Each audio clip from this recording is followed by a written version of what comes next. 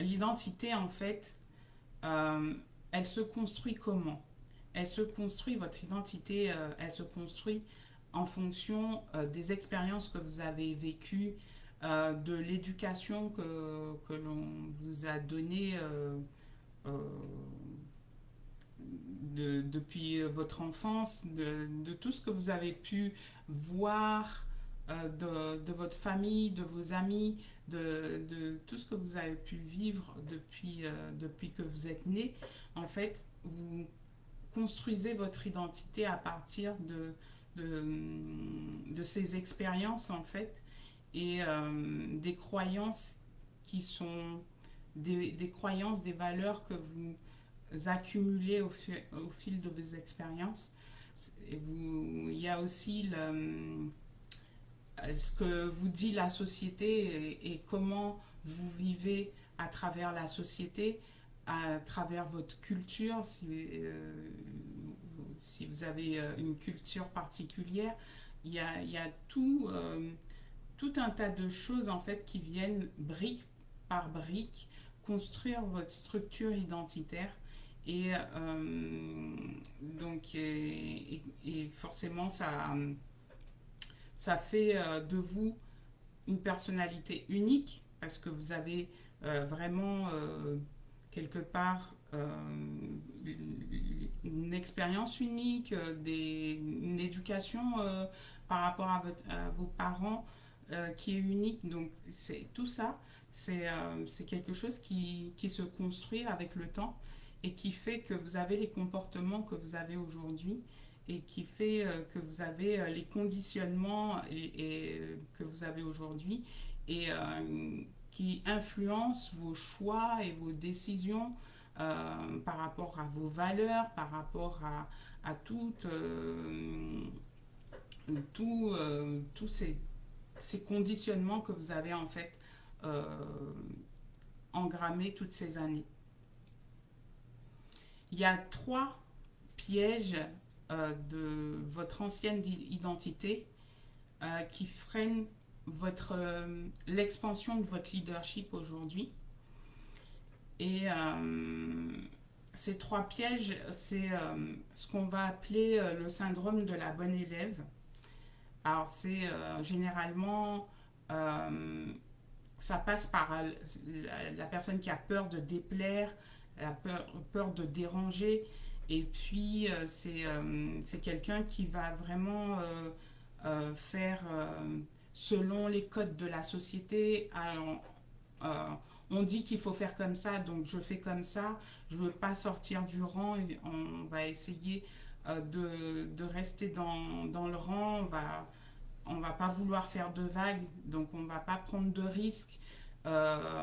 Tout ça, on va essayer de faire, euh, de paraître quelque part parfait et de faire tout euh, de façon à être conforme à ce que les autres attendent, à ce que la société attend et tout ça.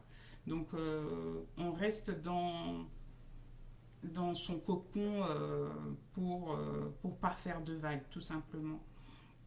Et moi, j'ai été beaucoup dans cette peur de déplaire. J'avais vraiment beaucoup envie d'être aimée.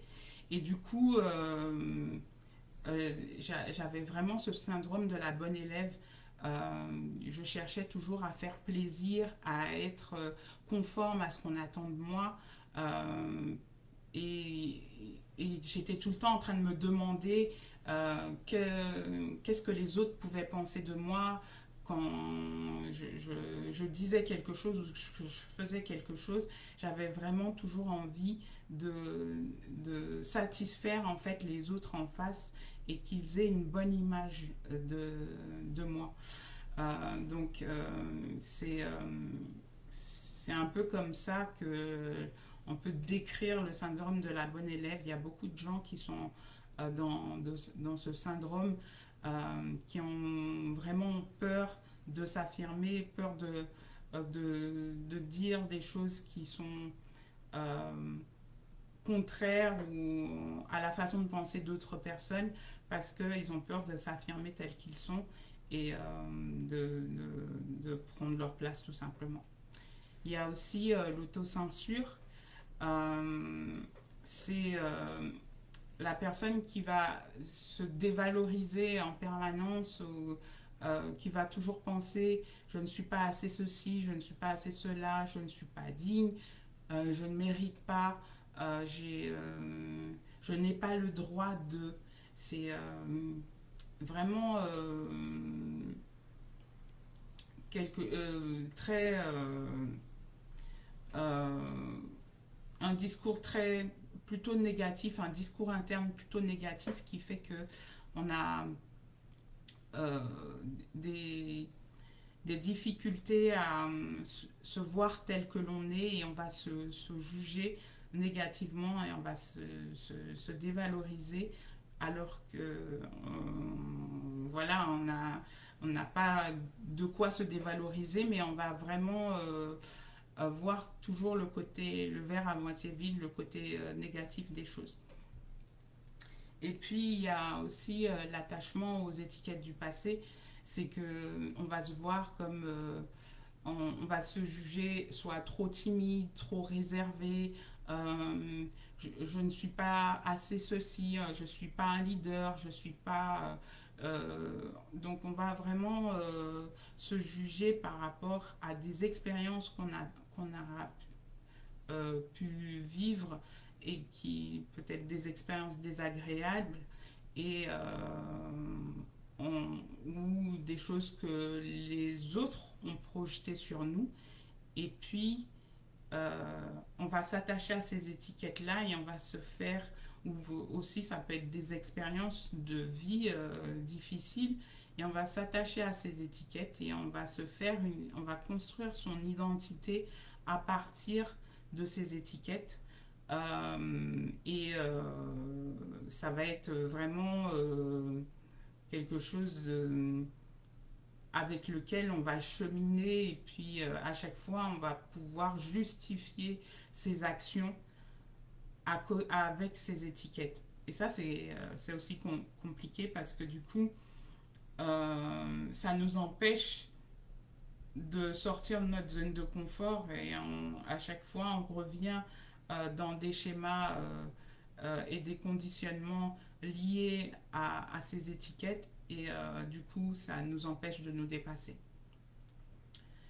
Euh, et souvent j'ai eu des, des clientes qui ont dépassé justement leurs différents conditionnements. J'ai comme par exemple une cliente qui était justement qui avait ce syndrome de la bonne élève et qui disait toujours oui à tout le monde. Et elle avait des employés, elle avait voilà une famille et tout ça. Et puis à chaque fois, en fait, elle se rendait disponible pour tout le monde. Et puis, même si elle n'avait pas envie de faire quelque chose, de rendre service ou des choses comme ça, elle disait oui tout le temps.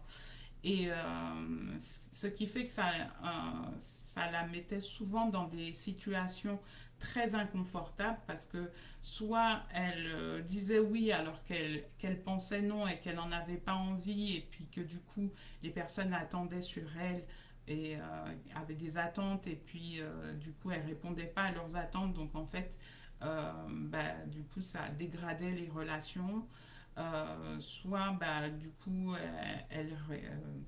elle se retrouvait à faire des choses qu'elle n'avait pas envie de faire et puis du coup elle se sentait mal et par rapport à ça tout ça à cause de cette peur de déplaire, cette peur de déranger et la peur de prendre sa place, s'affirmer et de dire vraiment ce qu'elle pensait.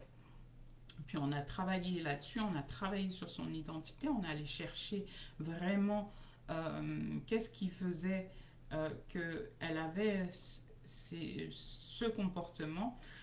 Et au départ, elle a essayé de, de, d'agir sur ce comportement. Et elle s'est vite rendue compte que ça revenait tout le temps et qu'elle reprenait ses anciens, son comportement, même si elle arrivait quelquefois à éviter ce genre de situation. Et tout de suite, le comportement revenait.